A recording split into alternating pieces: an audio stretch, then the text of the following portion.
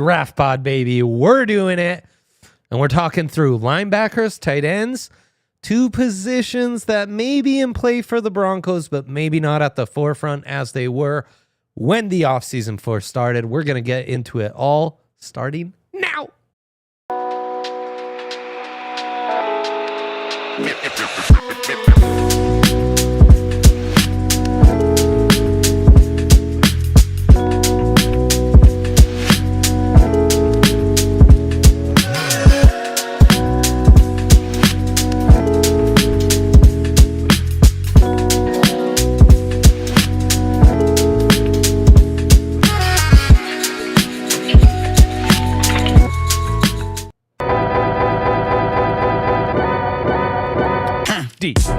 DNVR Draft Pod. We are doing it, Big Hank. Live from downtown Denver in the Toyota studio above the DNVR bar on the corner of Colfax and York. Of course. Dangerous corner this morning. Really dangerous corner. Yeah. Power outage got us big time with the Evan Engram there was a big interview. old boom. Yeah, it was terrible timing. Terrible Apparently, timing. the entire block's power went out. Correct. That's kind of crazy. Yeah, the light there was just like blinking red. Oh, boy. Yeah, at the intersection of Colfax and York. That's in those situations where the light's just doing things you don't understand. You just got to go. People were doing that, and I would actually suggest that the opposite is true. Oh, really? Yes. Oh, okay. Yes. Good to know. We are driven by your Front Range Toyota stores. Toyota, the official vehicle of DNVR. Speaking of which, speaking of safe driving, I actually saw someone. So someone was in the middle of the intersection while it was still blinking red. Oh, And because you can only then go when it's not red. They were like distracted, probably looking at their phone once the lights had switched, and they're still in the middle of the intersection while their light is red and the people crossing this way is green. Wow. And they needed a honk to wake up and like move it along. Yeah. It's tricky, though, because when it flashes, you go and then it turns red again, you got to stop. And you go, stops, and you go, and then it turns red again, you got to stop. Like those flashing lights can really get you. But in seriousness, we know that very serious. flashing red lights mean you should treat it like a four-way stop. And looks like we lost 2 viewers. You know that? Yes. Yeah. But then you get the yellows in there. It was probably just me exiting out. Don't worry. Okay, good. Yeah. You guys are coming. Toyota chat. Rest in peace to whoever that guy thumbs was. up time. Yep, thumbs up time. Yeah, this is our time, baby. This is our time. We're doing it. Henry, Andre Simone. latest vibes on the draft? Latest vibes on the draft. Yeah. I would say. Surprised you. So okay. Strategy right now. Hell yeah. Call up Mr. Owner of the Tennessee Titans. Yes. Or his GM and say, hey, we've got 3 first-round picks for you because we want Travis Hunter. And he'll probably say, nope, we're not doing that. And then they'll take whoever. But then you call number 2. And if they don't take Travis, you call number 3 or 4 until Travis is off the board. Then you change it and say, we got first, we got our second, and we got next year's third. And you start offering that. And hopefully somebody pulls the trigger before Genty goes off the board and you take Ashton Genty. And if that doesn't happen, then you fall and wait for 20. I'm feeling defensive line there. That's where I'm at if that's how things fall. You are, huh? Yep. I think that when you look at... What's led to this?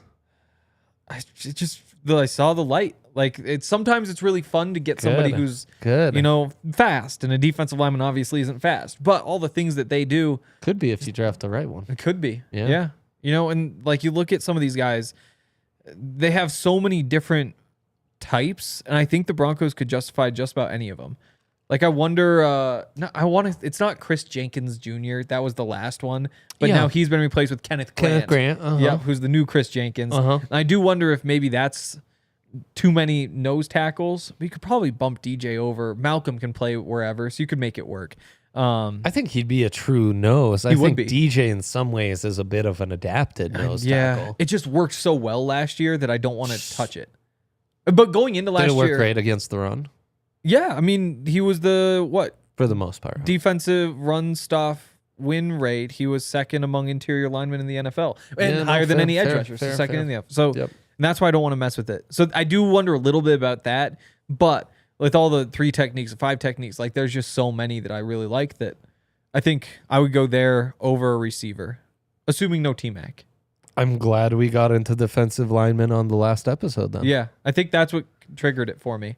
Yeah, just put that in Broncos assignments if you can bring that up whenever it's convenient. And it's interesting because the odds for the Broncos first pick, running back, obviously, very, very strong favorite at plus 160. Then it's wide receiver at plus 300, which I do think wide receivers becoming more... Like, I think Sean Payton's narrative of, like, they're happy with the group they have is slowly like, okay, but... I would say they're happy with their defensive line, too. And they're probably happy with their tight ends. And they're probably happy with their... But at some point, you're happy everywhere, and so you might as well. Right. You know? And D-line's right there, plus 450 as the third option. And, you know, it's like we talked about on the last episode. There's, you know, that front 3... 2 of them are going to be on expiring contracts at the end of the year. Now, I assume at least one out of JFM and Zach Allen will get touched up contract before we get to that point. Malcolm Roach also expiring. Right. And then DJ's got, you know, that's just a 2-year deal. Basically, yeah. So, yeah, I could see that. How about linebacker and tight end, the positions we're getting into now? The tough part is just the positional value. Because I think it's easier. It is. You're happy with your linebackers. You go into a season with Alex Singleton and Dre Greenlaw. You feel really good about that. You have Justin Sternad coming off the bench. You have Drew Sanders, the wild card. You really like your next 2 up as well. Now, again, long term, are you going to give another 1-year deal to Alex at the end of the season? Like, how is this all going to pan out? But you're good for now. And because linebacker just isn't a traditional first round pick, that's why I would say unlikely compared to a defensive lineman where, you know, you can get really good value there. Whereas linebacker, you could probably get all right value if like a Jihaad Campbell's right there. But even that, I don't think it's touching the value of a Walter Nolan if he's on the board. Yeah. Cornerback, though, I mean, I think that might be... Yeah, no, you're definitely right on that. I think that's the tough part. But like cornerback, that's premium position. Use a first-round pick. Never a bad idea. You're definitely more set there than you are at linebacker, though. And maybe those two cancel out, and so you have linebacker and cornerback. Maybe they should be a little bit closer together on this board. These odds. Yeah. Yep. It's gonna be very interesting. And what are we doing with kicker / punter at plus 25,000? With the first pick? Yeah, I'm not taking 250 to 1. Go full Janikowski? I need 10,000 to 1 minimum. And even then, I'm not taking it. Okay. Well, quarterback probably the same way, right?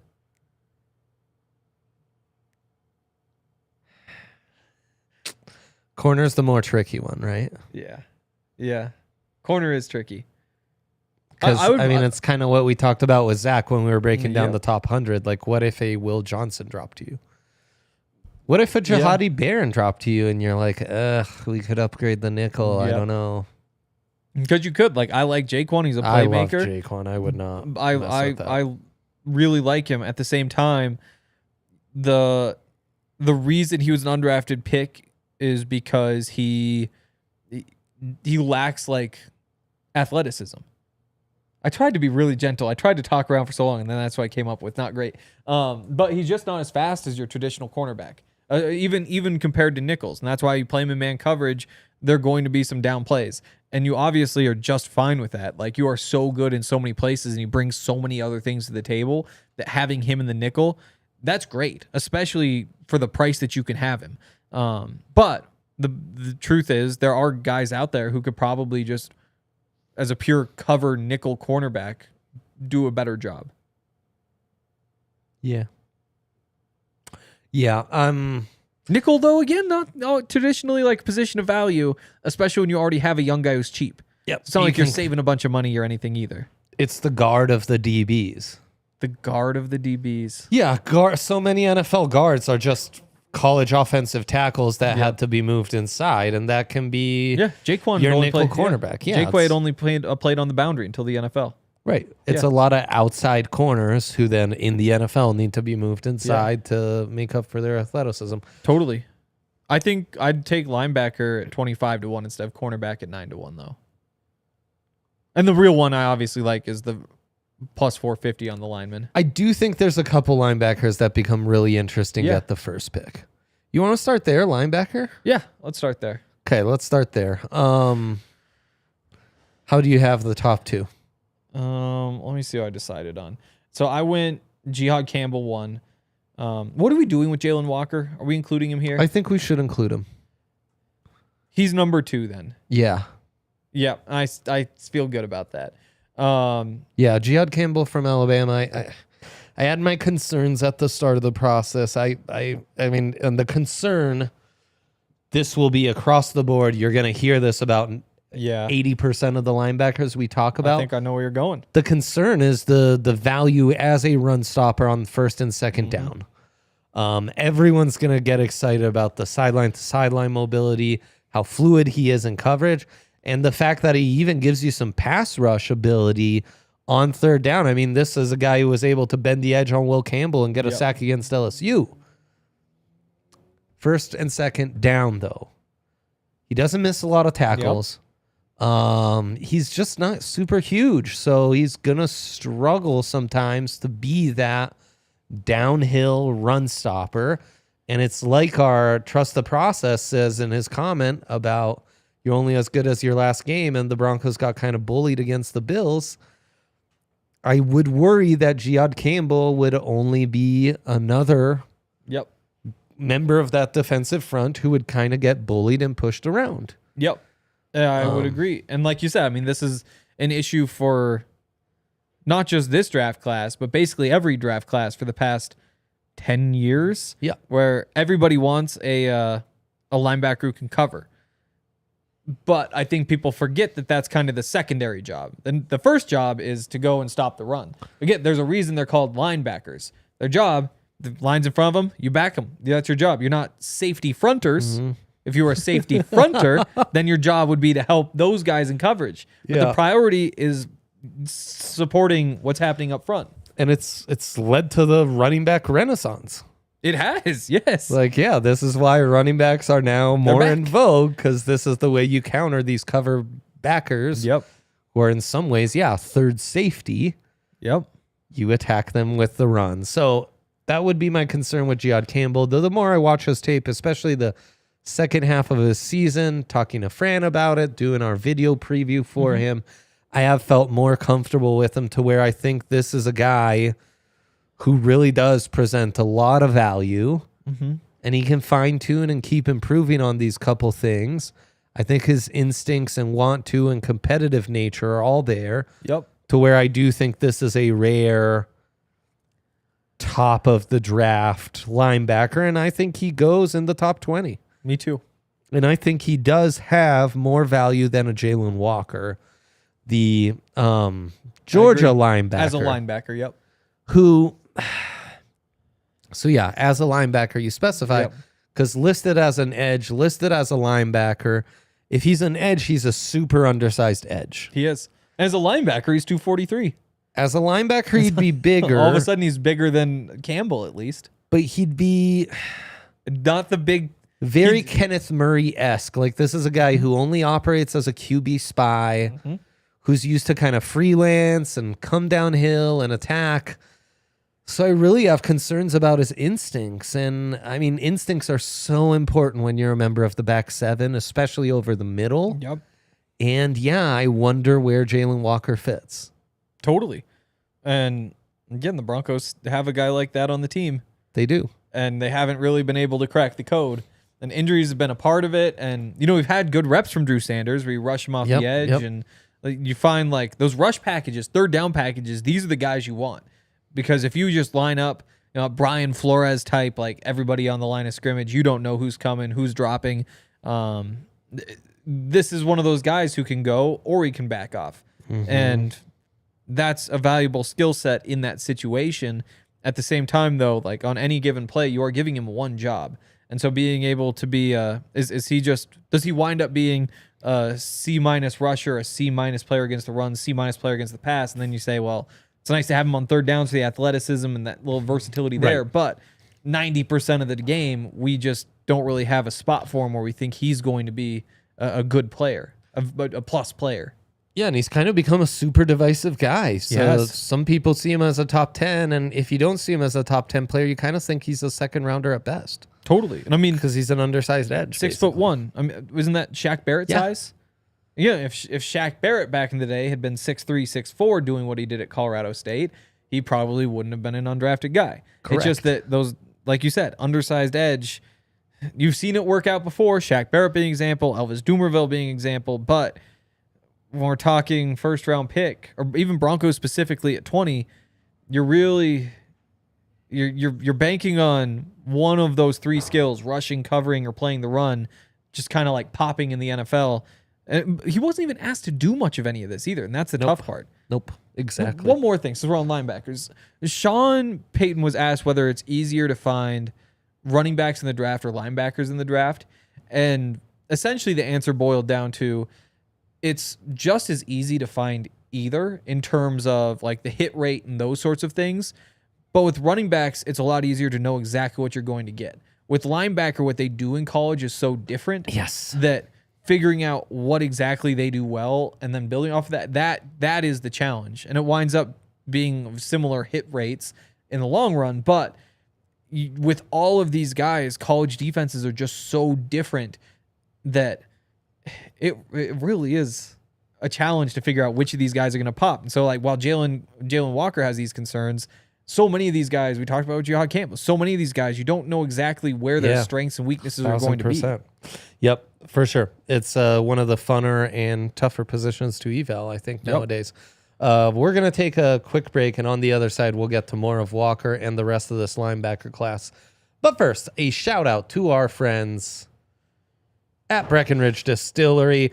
Breckenridge Bourbon Whiskey, the official bourbon and vodka of the Denver Broncos. You know what you could do this summer?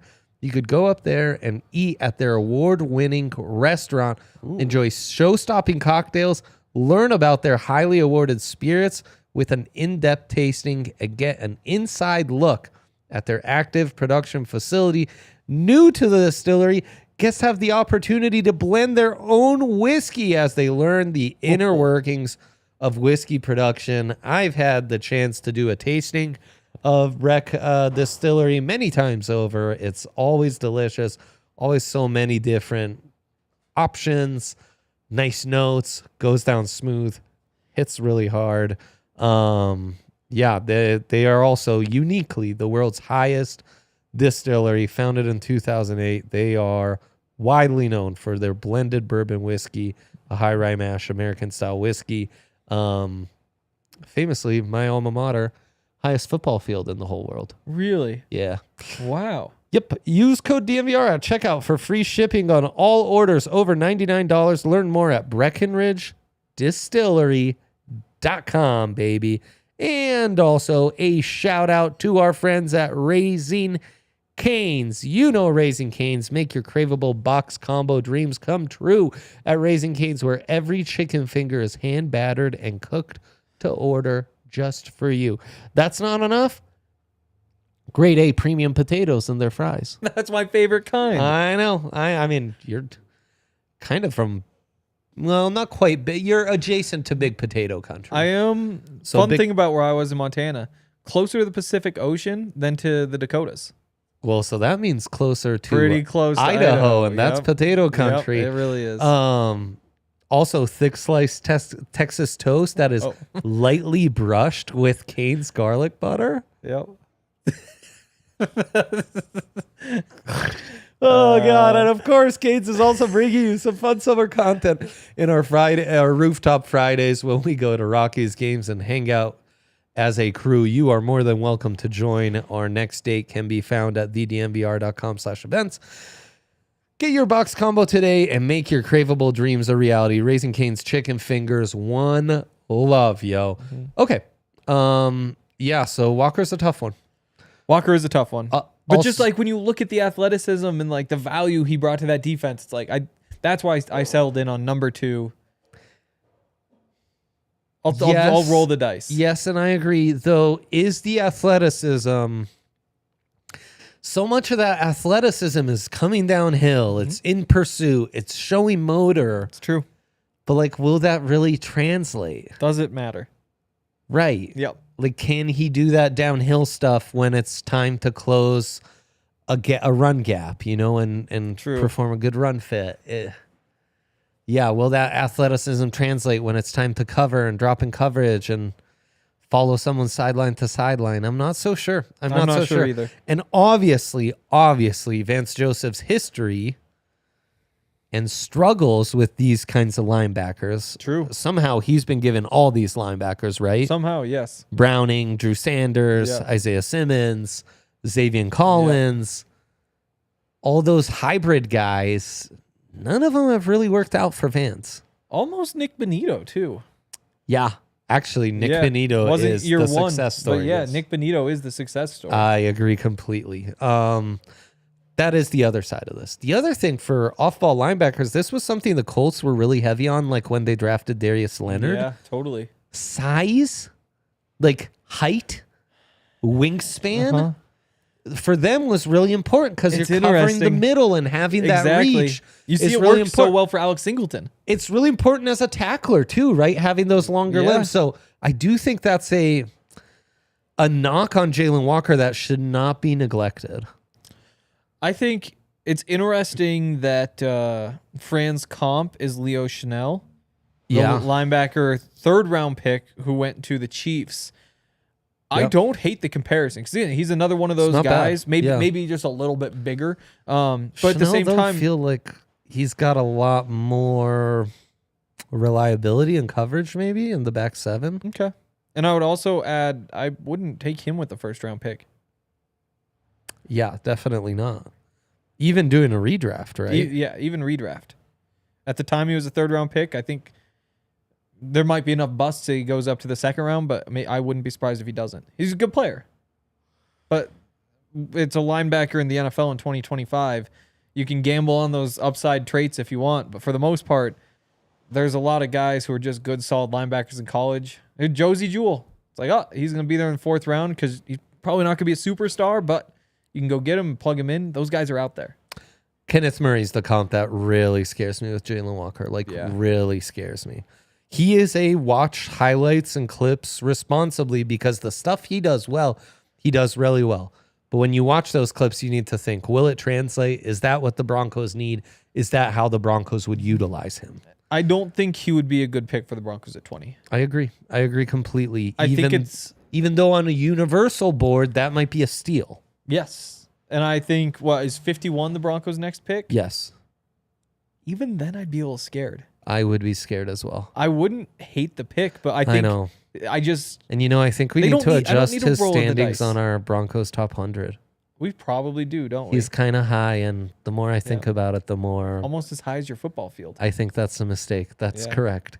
Let me ask you this, since you're being silly, I'll bring it back Okay, to being great. a little more serious, shoot. real serious. Your 3rd linebacker, Yep. would you Schweringer by that ranking? I would actually Schwesinger it. Nice. Yeah. So we're in agreement. So are we 1, 2, 3 the same? yeah. You had Walker there too? Though for the Broncos, maybe Walker's I think 3, no. right? I think he might be, yeah. I would rather have Schwesinger. I mean, Hey, man, this is why we talk it out, right? but sometimes you catch yourself saying, I'd rather have Schwesinger, and you think, oh, in 6 years, somebody could clip this and make me look so stupid. well, it's kind of insane because he's kind of the other side of the spectrum, right? Totally. He's so dang good in coverage. Totally. He's smooth. Like, he covers a lot of ground. We joked about this before because, he's a white linebacker. He's almost exactly Alex Singleton's measurements. He has the hair going has at the back. long He has the flow. arm sleeve. 49. Where's number 49? And so, you make the joke he's a lot like Alex Singleton. But Yeah. what does Alex Singleton do? It's the sideline to sideline range. It's the solid coverage skills. Now, Schwesinger, a step ahead there. And, good run defender, obviously, but maybe not like the plug the middle of the field the way Josie Jewell does. A lot of that does come from that sideline to sideline range. So I as much as it's a joke that so many of these things line up, I think it's a fairly decent comp. fair to say Singleton, obviously at this stage of his career, I won't pretend that I did not analyze Alex in Montana State. Would? Well, Okay, that was unfair.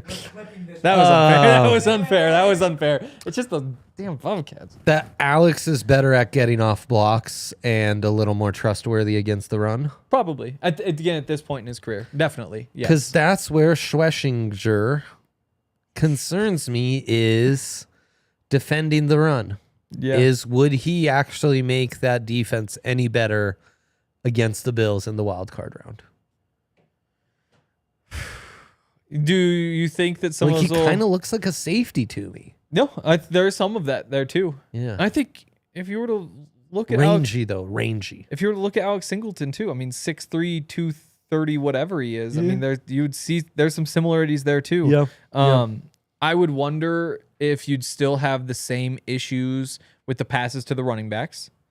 I should probably go back and watch this game before I make any like firm statements, but it feels like they were getting the edge often, getting pushed around up the middle for sure, but also getting the edge. I wonder if that range might show up a little bit there.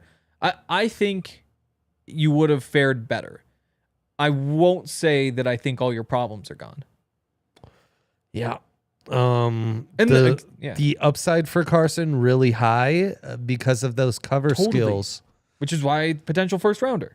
And like a core special teamers, like he's a safe prospect in that he checks off a lot of boxes. Yep. But yeah, that first and second down ability is something that concerns me a little bit. Yep. Just the physicality and defending the run part of it all. If a linebacker is 6'2", 242, so you could do worse. 6'2.5". Yeah. And if you're drafting a linebacker in the first round and you don't think he's going to be a plus player in the run game, I don't know that you should be drafting him in the first round. Yeah. No, I think it's a fair point. Who you got next? Oh, I went with Jack Kaiser. Nice. So some similarities for sure. Smaller, 230 pounds, not quite as lanky. Playmaker, obviously middle of that Notre Dame defense, which was really, really good. CFP, all that sort of stuff. Phenomenal. The size, the ability to play against the run in the NFL, that's a concern to me. I think people in general are moving past the age concerns. I think in the perspective around age in a draft prospect now is different than it was 5 years ago. Just with COVID, all that sort of stuff, those guys are hitting at a high enough rate that people want to keep doing it. 6-year senior, 24 years old. Take what you want from that. Yeah. But again, like, what does he do in the box? What does he do? Another one of these guys who, like, is he kind of just a safety, a third down, dime, nickel type guy? He moved really well, like in coverage at the Senior Bowl and stuff. Yeah. But France again, high on him. In college, it was no issue.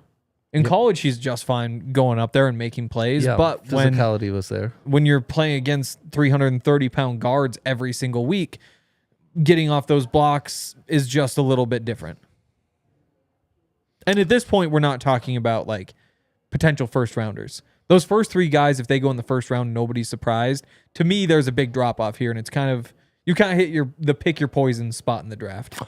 100%. I have a similar team captain type that maybe limited ceiling but high floor. Okay. That we'll get into on the other side of this break, where I know you use this app a lot, Henry. The Game Time app. The good friends like the Game Time app. Game Time. Can I tell you a Game Time story? Yeah, I would love to hear a Game Time story right now. Have you heard that there's a Gabriel Landeskog who will be returning? Certainly. Colorado Eagles, baby. Let's do it. So the news broke, and I was like, oh, I got to pull up the Game Time app, see what the tickets cost. Yes. And they were, you could get in the door for like $60. And I was like, okay, a little higher than what we've expected, but like people knew this might be coming. Well, that has now doubled because the market has spoken. But by game time, they might go back down. And I'm still kind of tempted to try and go see Gabriel Landeskog. I just don't know if there's any way I can pull that off tonight. That'd be sick. Here's a question. Yeah. Where do the Colorado Eagles play? Okay, in Colorado. Thanks, Yaya. in NoCo, like kind of by Greeley, I think. That far north? That's a little Yeah. disappointing. I knew it was up there Yeah. somewhere. Um, Loveland. MLS, MLB, hockey, and NBA playoffs. It's all happening, and it can all happen at game time where, last minute deals save up to 60% off by Yep. buying last minute for sports, concerts, comedy, theater, etc. They have their zone deals, the all-in pricing, where you don't get surprised by any last second fees.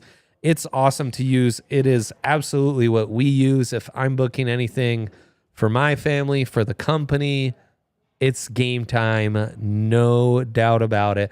Take the guesswork out of buying tickets with Game Time. Download the Game Time app, create an account, and use code DNVR for $20 off your first purchase. Terms apply. Again, create an account and redeem code DNVR for $20 off. Download the Game Time app today. Last minute tickets, lowest price, guaranteed. And also a shout out to our friends at Shady Rays. I love me some Shady Rays. I think I've got like 5 pairs. Kate, my wife, has another pair of her own. Whether you're a parent like me or you're just a bit more scatterbrained like Hank. True. And then you live in a super sunny place like Colorado. You need sunglasses year round. You need them all the time. The sun is so bright, but it's easy to damage them, forget what pockets you put them in, sit on them, what have you, drop them, you name it.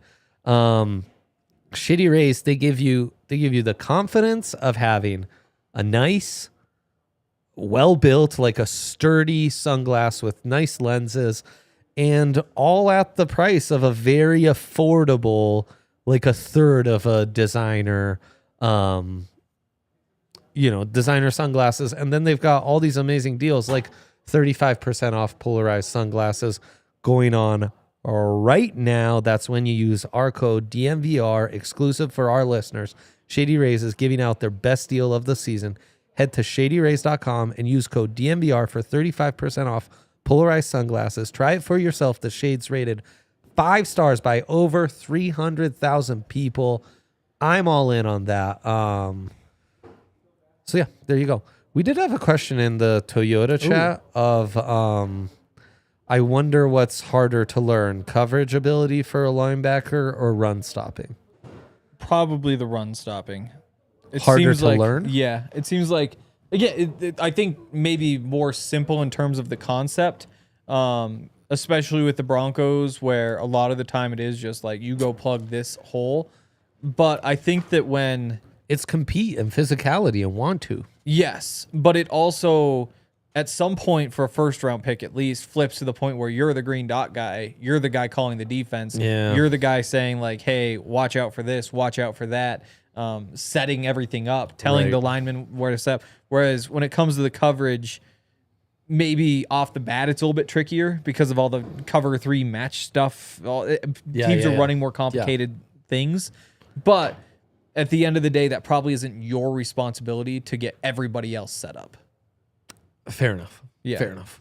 Danny Studsman, Oklahoma linebacker, is my 4th linebacker. Okay. Longtime starter. I think he checks off every box. He's actually pretty good sideline to sideline, pretty good in coverage. Lots of compete and want to coming downhill, even some pass rush ability. Question for Studsman is going to be like tested really well too, It's going to be, does he have that tip-top phenom athleticism that a Jihaad Campbell or even Schwesinger in coverage shows? Probably not. But do you need that? Is his athleticism more than fine enough when he's running a 4.6? And then, at 230 pounds, is he physical enough? Is he that? Yep. I think he's a great, middle-of-the-road guy. And he just checks off every box. Like I would love to knock him, but he has given me no reason to knock him. So I'm all in. And another big program linebacker that I think is really being overlooked, Cody Simon, Ohio State. Okay. No, it wasn't mine. That would be my 5th backer. Talking to some people around the pro day too. Sounds like maybe the media's a little too low on this Buckeyes linebacker who was a phenom in the playoffs. Interesting. Phenom in the playoffs, really physical, great downhill, and showed more instincts and coverage than you'd expect. I really like this kid. I mean, I think he's projected to go closer to day 3 than anything. Yes. And I think someone's going to get a steal. So, yeah, really all in on Cody Simon and what he did for the Buckeyes last season. So, for similar reasons that you took Danny Stutzman, my 5th is Jamin DeMoss Johnson from Kentucky, who we talked about upstairs. I love him. Again, similar questions about athleticism and upside and coverage ability, but good 2-down linebacker from the SEC. Is really used to playing that role. He's been a middle linebacker. Former Georgia backer. Yep, transferred in from Georgia. Used as almost more of a pass rusher for a second. Interesting. I didn't see that. Yeah. Huh. At Georgia? Mm-hmm. Okay, that makes sense. Huh. Yeah, I think right. I think again, it's But just a Shrine Bowl invite. So yeah, it's not like the NFL's the highest if he didn't go to the Senior Bowl. totally. But I was loaded with some of those guys that were upside speed cover, and again, Danny Stutzman just as good a case to be right here. No, Dumas Johnson is my next one. He'd be my 6th. I really like him coming downhill. I think he's a safer backer and comes with that pedigree. You got to love that pedigree. Lots of people love Olafemi Oladejo, the UCLA kid, though I think people like him mostly because they see him as converted to the edge. I think we've talked up Teddy Buchanan. Bear Carter's a popular name that... Yep. You know, Smell Mondon from Georgia's up there. Chris Paul Jr., watching CP2. him. I really like CB2, sure. CP2, yeah. CP2, yeah. We each get to name off one outside of our top 5 that we want to highlight. Okay. Jeffrey Bassa from Oregon had it. a really good season, but then I watched him against Ashton Genty, and Ashton Genty kind of That's took his not money. fair. It is not fair. He's taking every linebacker in the NFL's money. He sure is. So give me Justin Barron, the converted Syracuse safety who really played well for the Qs this season and also really had an impressive Senior Bowl. All right. I will go with... I'll give me my guy Smile Mondon from Georgia. Freak athlete, 5-star recruit. Has been a part of the defense, I think, ever since his freshman season. It says 3-year starter. Maybe he rotated in. Never really got to the point where he was super consistent. Can make some mistakes, isn't always in the right spot, but also makes some really big plays. He's really explosive, obviously has all the athletic tools that you could hope for. Might need to put on a couple more pounds, but he's like big enough that I'm not really worried about that. It's a good pick. Some third down versatility. I mean, look, I like those Georgia guys because I think those are nice profiles to kind of gamble on and, I agree. you know, take a flyer. It would be a on. gamble. Yep. Okay, let's get to these tight ends, Hank. We've talked a decent amount about We're out of time. Warren and Loveland. In fact, we did 10-minute videos on each that you can find on YouTube. So go there, watch that. We've got an appearance from Fran Duffy. Really like those guys. They're our consensus top 2. Yep. And the only thing I'd add is that Warren 1, Loveland 2, right? The gap is closing, though. There was a moment where Is it it? was Warren, Loveland. That's more like Warren, Loveland. Like when you look change that for you. when we look through the lens of Loveland, it's the upside that you get excited about. And it's disappointing that he probably isn't a finished product, whereas a Tyler Warren, it feels like you plug him in right now, he's just ready to go be a guy. I wouldn't be surprised if in 3 or 4 years we look at Colston Loveland and say, like, this guy's an absolute monster. Look at him. He's so big, so fast, and like has improved as a blocker. And you say, like, that athleticism is just special. Whereas Tyler Warren, I think really good prospect, of course, but I wonder if he does get to that elite level. Well, no, for sure. I mean, yeah, Loveland has the higher ceiling. Yes, absolutely. I don't even think there's any question about it. No. Yeah. So, that wouldn't surprise me either. And that's why it's still Warren, but that's a good point. I think part of the change was the Broncos get Evan Engram, and so all of a sudden it isn't this pressing immediate need, and I kind of reset how I thought about it. And Loveland really is a great prospect. 100%. Fannin Jr. would be my third. Is he yours? No, I went with Arroyo. Yeah. No, I mean, Yep. it's a For the Broncos in particular, True. I really get the Arroyo pick. I mean, he's everything we just said about Loveland. Yep. Like that ceiling is high. Yep. And in the right situation, like the Broncos would be, you really get excited about that ceiling. He's one of those guys who I think gets put in a box because like he's been there. He's been out of college for 4 years. Yeah. So it's like he's 22, whereas Loveland just turned 21. And so it's easier to see that projection. That same thing, like you said, is totally true of Elijah Arroyo because he's probably played less football than Loveland has, despite being a year and a half older. Yeah. No, I mean, he really hasn't played a ton of football. I think that's the other thing. Buy into the rare traits. Yep. That Miami tape's just tough to watch sometimes. Yep. Even as a receiver, which, again, probably as big a knock on Cam Ward as anything. Then that is, I agree. And which I guess I had this realization yesterday where it's like, I have, as crazy as I think it is to have like Shador ranked in the 50s, I have Shador ranked as a top 5 prospect and Cam Ward in the 50s. And that's kind of the reverse of how most see them. I don't think you're wrong. Not that this is a... No, it is not. While we're talking Elijah yep. Arroyo, though, it is, I think, kind of important that... Yeah. Like he looks so much better at the Senior Bowl to me. I would agree. And I think he was not put in good situations. And you wonder how much of that's like coaching or offense, because the offense did not click. And I was a big Miami bettor all year, and it generally paid off pretty well. But you watch those games, and that offense is just chaos. And it's chaos that sometimes resulted in like, 50 yards, or like Xavier Restrepo just broke free and did this. But it wasn't like a methodical, here's what we're going to do. It's just like, let's all use our best athletic traits and see what happens. And those games were just chaos. I don't want a chaos quarterback. But again, that's not the point here. No, definitely not. Though chaos equals upside for some. So I think that's the appeal. Especially Arroyo. Especially it feels like you're not the guy creating the chaos. It's those two as receiving tight ends. Fannin doesn't have that straight line speed and maybe prototypical size either. He just moves so well like laterally in and out of cuts. He's got such great contact balance when he's running with the ball. And he's really good catching it away from his frame, like going up to get it. So incredible hands.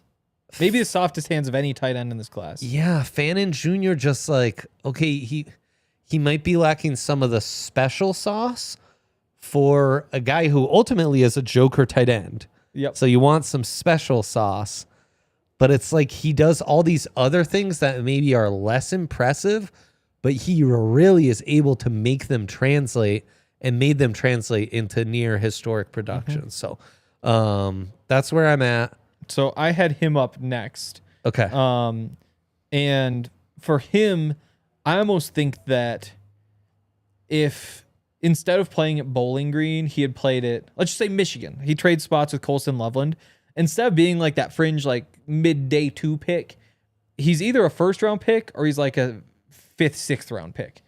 But right now, it just feels like you don't quite have the full picture because the numbers are ridiculous. Obviously leads the entire nation in receiving. You don't ever see that from a tight end. Like that's freaky stuff. And then on top of that, the run after catch numbers are just so special. I've got missed tackles forced for tight ends. He only has 15. I screwed something up. Oh, this is the NFL. There we go. There you go. But his number, so Tyler Warren's number 2 and better than just about anybody else. He has, I believe, 15 broken tackles this season. And, 19 for Warren, 34 for Fannin. Wow. That's the gap between 1 and 2.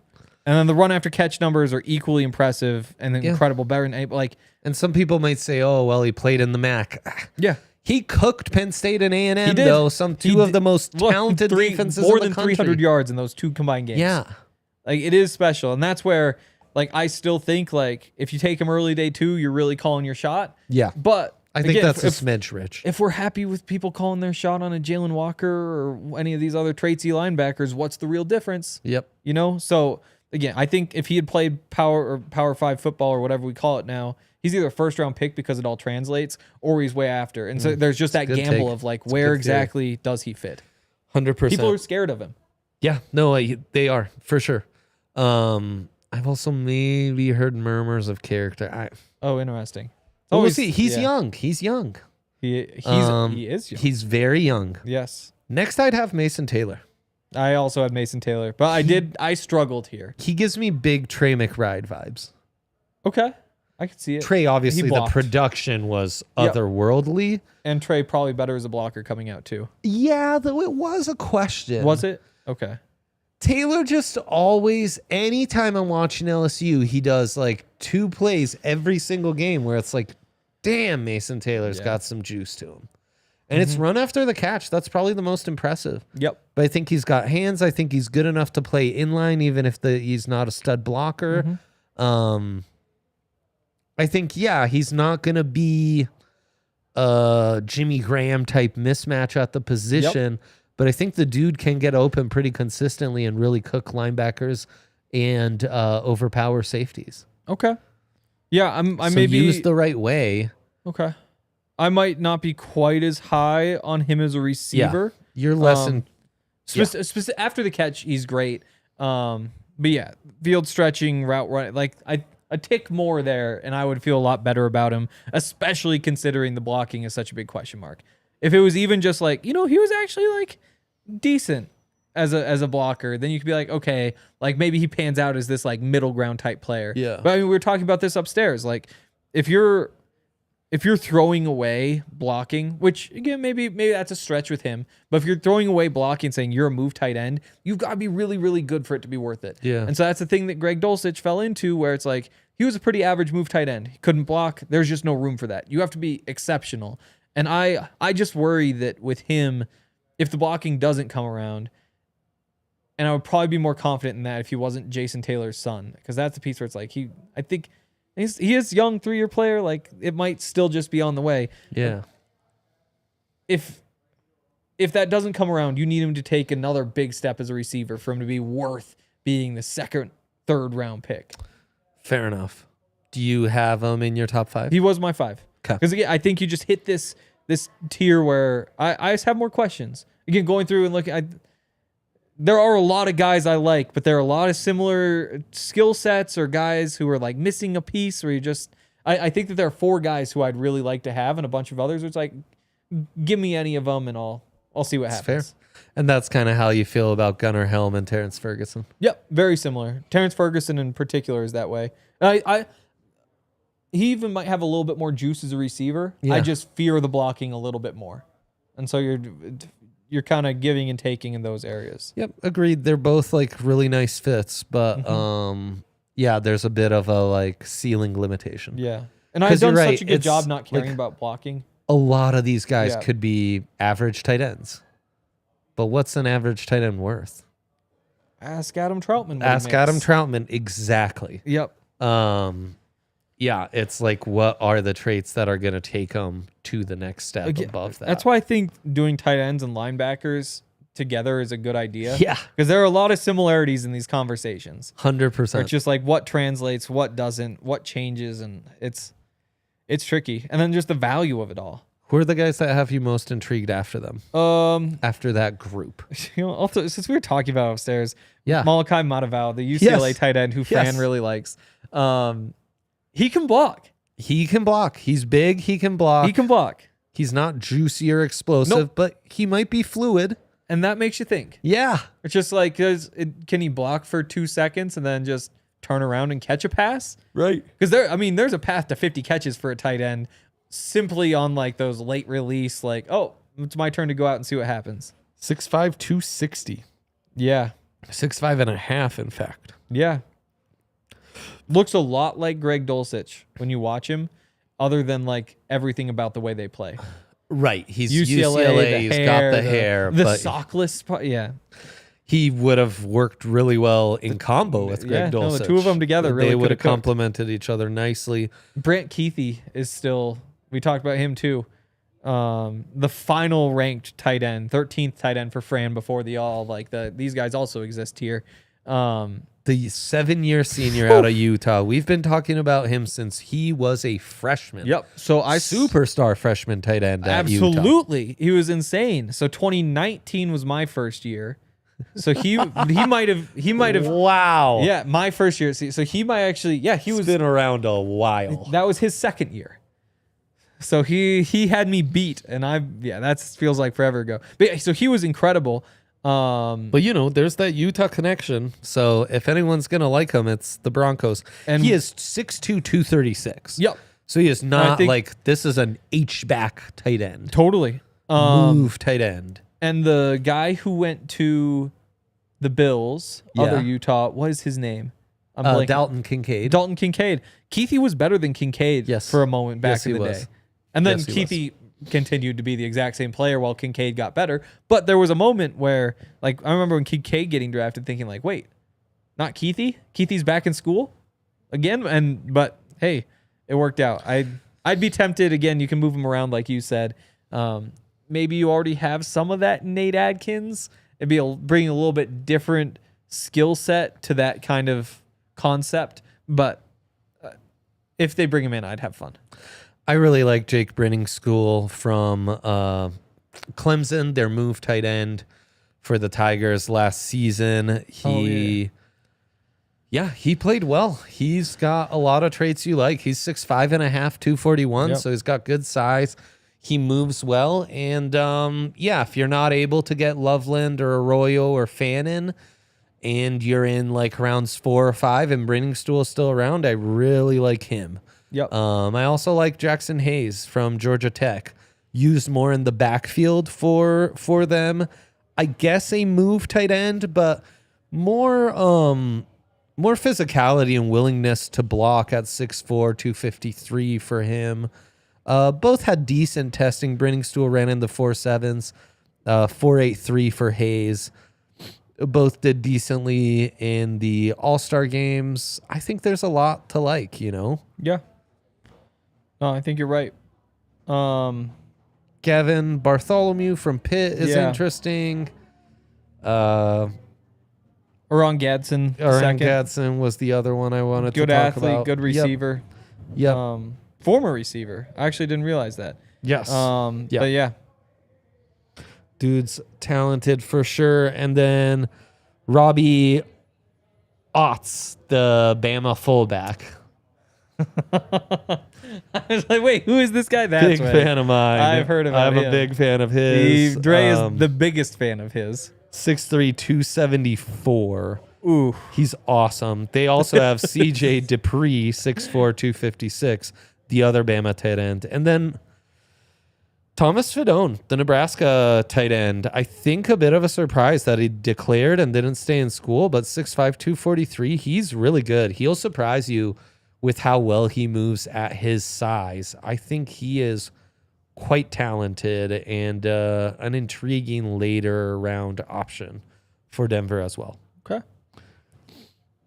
Notre Dame's got a good history of tight ends. We've got Mitchell Evans, unspectacular, but bit of a meat and potatoes guy. There's value there. Yeah, and you have an Iowa tight end in Luke Lacey. I have no interest in unspectacular running back or receiver, but tight end, unspectacular can be valuable. Yeah, it's true. We've talked about this a little, but as we close up, what's the need for tight end in Denver? It's weird. It's weird. I think it's hard to say, huh? Yeah, I think part of it is just because Evan Engram is so new. If you were a year into Evan Engram and you knew exactly what he brought to the offense and how exactly they used him, because as much as we know, they're going to work him underneath and they're going to give him all these different spots, they're going to move him around. It is all still hypothetical until it happens on the field. Yes. And so I think that's what makes it a challenge compared to other positions. Personally, and I've gotten pushback on this, but I like Adam Troutman as a second tight end. I think he's pretty much what you want. He can do a little bit of everything. Yeah. When you go two tight ends, you want to be able to threaten the run. Uh-huh. He gives you that. He doesn't make you say oh no, here comes Adam Troutman, but it's enough. Right. I think with Nate Adkins there, Lucas Kroll competing. Who's our Utah guy, the undrafted kid? Thomas Yasmin. He's in there competing too. Another potential run after the catch type monster. I like the competition behind him. At the same time, you certainly don't have any blue chips in the ranks. And so after Evan Engram, it is hard to imagine that there's an in-house replacement. What you see is like, okay, there's almost like the two separate two separate prototypes. You got the Evan Engram on this side, then you've got like Adam Troutman on this side, and you've got Nate Adkins behind him, and it's like Lucas Kroll is maybe somewhere in the middle, which is kind of why things didn't necessarily work so well last year. And Thomas Yasmin could fit anywhere. We just don't even know what that is. So with Adkins behind Troutman is kind of like the long-term replacement. It might make sense to have somebody behind Engram. And in that case, you carry those 4, and then Kroll should get to the practice squad pretty easily along with Yasmin. Or just one if you want to choose one. But again, need, maybe not, something you need to do in the next couple years probably. Yeah, right. We'll find out how important having a joker tight end is long-term for Sean, because it sounded like a real key to the offense. Now you've got one, but it's a veteran on his 3rd NFL contract. It's usually a mixed bag at best for 3rd contracts and how those pan out. So are you trying to find your Engram for the future? Or could you do what the Bills did when they had Dawson Knox and they went and got Dalton Kincaid? Like, really turn this into a 2 tight end offense, really make that like one of the identities of your team. Your receivers are already pretty big. Now you have these big tight ends that you have to account for as blockers, as receivers, and it would be an identity play. It would be. We're going to out-physical you. We're going to take you to a lot of 12 personnel tight end, 12 personnel that kind of feels like 11 personnel. So it's 2 tight end sets that kind of feel like 3 receiver sets. And yeah, there's a lot to like there. Yeah. I mean, let's see. George Kittle's only 31. Kelsey's obviously getting way up there. Jonnu Smith's got to be at 29. We might be out of the era of tight ends just being incredible in their mid-30s.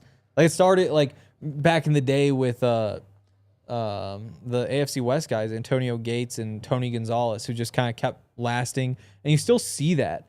But it's just tough to say with Evan Engram. Like, I have faith he's going to be a good player at 31. He probably won't be a good player at, let's just say, 36. What happens at 32, 33, 34, 35? Because if you wind up with 5 good years of Evan Engram, which, again, that's probably a 15% chance, maybe 25% chance at best that's the outcome here. And then all of a sudden you draft a tight end this year. He's blocked for 5 years. So I look at it as you probably have Engram this year for sure. Next year, if it goes so badly that you need a tight end, it's a great tight end free agent class. You can just do that there. And if it goes well, then maybe that's when you pull the trigger, draft a guy and say like, hey, we'll build for the future now. I don't think there's a rush to get Evan Ingram's long-term replacement, I guess is what I'm trying to say. But the tough part is be the ideal class for that? If you were ever going to do it, this would be the time. There's such good options. This would be the time. I know. That's where it gets tricky, honestly. And so I think that's where it comes down to. If there's a guy you like, you do it. But if you don't get one, you're certainly not losing sleep over it. Yeah. 100%. If there's a run of tight ends and picks 30 to 45, then, well, shoot, you missed out. But that means there are some good players who probably fell to 51. Yeah. And what about the need to have that identity as a team and be able to really go to the 2 tight end stuff? It is interesting. It's not super Sean Payton-y. No, it isn't super Sean Payton-y. I wouldn't be surprised if it becomes Sean Payton-y. Yep. And I think in a perfect world, could be the counter to these soft linebackers. Totally. Cover linebacker. Totally. I'm sorry, not soft. No. They are soft. They are soft. If you always want a joker tight end and a joker running back. If you don't get the joker running back for some reason, 2 joker tight ends is a pretty solid replacement. Right. But I think you are still missing. You either need a superstar type running back to make the running game your identity, or you need another tight end to make like, okay, we can overpower you. Maybe it's not the running back cooking you, but like we can overpower you up front, or we can spread you out, make you go heavy and still beat it. Or you need a receiver and say like, hey, there are a lot of teams, the Eagles just won a Super Bowl with 2 really good receivers. Maybe that's where you invest and say, we're going to start out here. But you do need to do something. Yeah. You do need to do something to claim an identity, I think. And that's one of the options. Tight end is. It's an interesting combo. We'll see what the Broncos think come draft day. That's going to do it for us. Thank you so much for tuning in. Leave us a thumbs up on the way out. We will be back next week. Bye. We all silly like the mayor.